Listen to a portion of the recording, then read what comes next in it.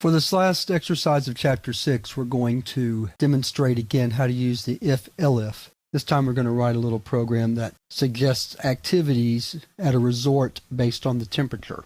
So that if you're sitting in your room with a computer, you could type in the temperature and then the program would give you some suggestions of things to do. So let's get started on that. We're going to call it activity.py. First thing I'm going to do is write a stock message that will fill in based on what the user enters for the temperature. So we'll prompt the user to enter the temperature now, and then we'll get that using the int conversion function and raw input. And now we begin the if-elif. So we say if temp is greater than 85, message is equal to message plus swimming. Elif the temp is greater than or equal to 70, then we suggest that tennis is the right activity. Elif the temp is greater than or equal to 32, the recommended activity is golf, although 32 may be a little bit cold for golf. We'll leave it there. Elif the temp is greater than or equal to 0, then the recommended activity is dancing.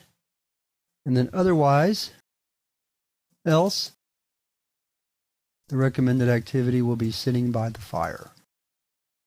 And then we'll just simply print the message. And we're finished. Scanning the code, I see I left off a colon right here, so let's add that in. And I left one off right here also. Now I believe we're ready. So we'll exit and save. And then run the program. So let's say the temperature is 56. The recommended activity is golf.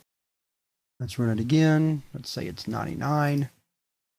Then the recommended activity is swimming. Let's say it's 72. Then we have tennis.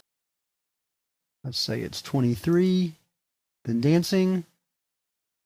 And then we're in the far northern climes and the temperature is negative 10. The recommended activity is sitting by the fire.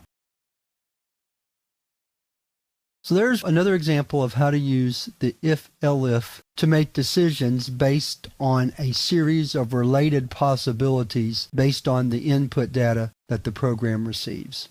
And with this, we're ready to end this chapter on decision making, and we're ready to move on to the next chapter where we're going to talk about writing loops. In this case, we're going to talk about the while loop, which is the first of the types of loops we're going to talk about.